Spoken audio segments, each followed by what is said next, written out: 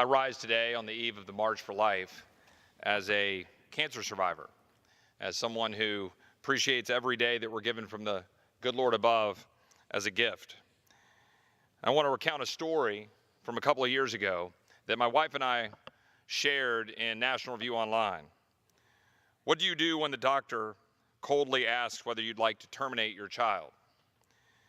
2 years ago this month, this became very real to my wife and me, and we wrote about it in that article in National Review. We received a call from one of our dearest friends. She was pregnant.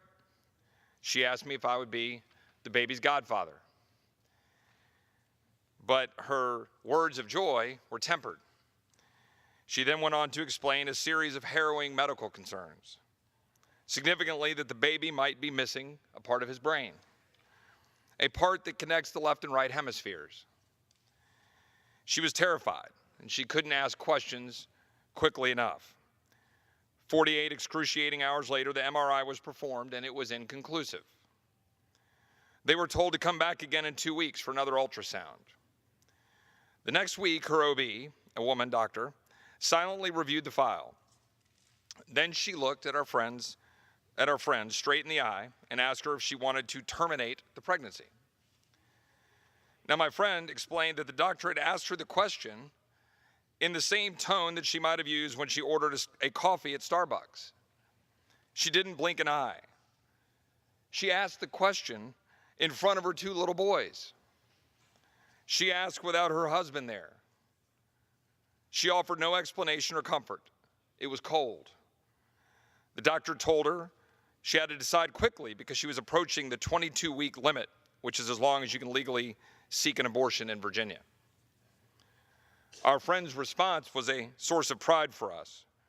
She told us she almost laughed and then politely responded that, quote, termination, unquote, was not an option. She walked out of that doctor's office and never returned. In a world where everything and everyone seems to be so sensitive about every word that is uttered, we have completely desensitized abortion. We use politically correct words. One is pro-choice. The pregnancy is terminated because no one wants to say that the baby was killed.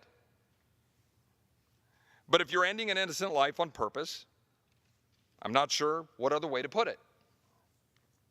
So how did it all turn out?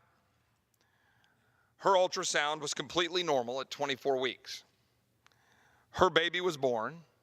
He is my godson. He is healthy. He came here and he saw his godfather get sworn into Congress. Choose life. Life is not perfect, but each life is perfect. Madam Speaker, I'd ask unanimous consent for this op-ed in its entirety, published on January 26, 2017 on National Review Online, co-authored by my wife, Kara, to be entered into the record.